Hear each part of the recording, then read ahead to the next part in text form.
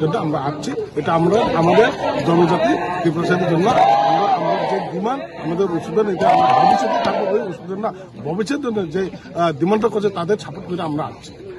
আমরা তো इसलिए हम लोग सेपरेट स्टेट मांग रहे हैं क्योंकि हम लोग जो डिमांड किया था अभी भी मिलता ही नहीं, एक बार देता ही नहीं त्रिपुरा स्टेट को, इसलिए हम लोग डिमांड किया था, इसलिए सेपरेट स्टेट डीएम किया हम लोग सेपरेट स्टेट मांगना सेपरेट इसलिए हम लोग मांग रहे हैं क्योंकि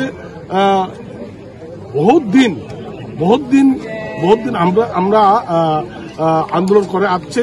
আমরা অনেক দীর্ঘদিন আমরা এই ককবরক রোমাঞ্চের আন্দোলন করে আসছি, কেননা আমরা এখনো ডিমান্ড করলে দিমো যাদের আমরা আমাদের যে লিডাররা যাচ্ছে কিন্তু কথা উনি রাখলেই পূরণ করিনি, তার জন্য আমরা ওই ডিমান্ডটা আজকে ফির ওই উত্থাপন করে আমরা ওই ডিমান্ডগুলো। আপনারা কি মনে করছেন যদি আলাদা রাজ্য হয় ত্রিপুরাতে তাহলে আপনাদের দাবি দাবা সবকিছু ফুল প্লেজের স্তর যদি পাই আমরা যেটা আমরা চাইছি সেটা আমরা অবশ্যই আমরা এতে সাকসেস করতে পারবো। তার জন্য আমরা সেপারেট স্টেটের জন্য ওইটা আমরা আলাদা একটা ডিমান্ড করছি।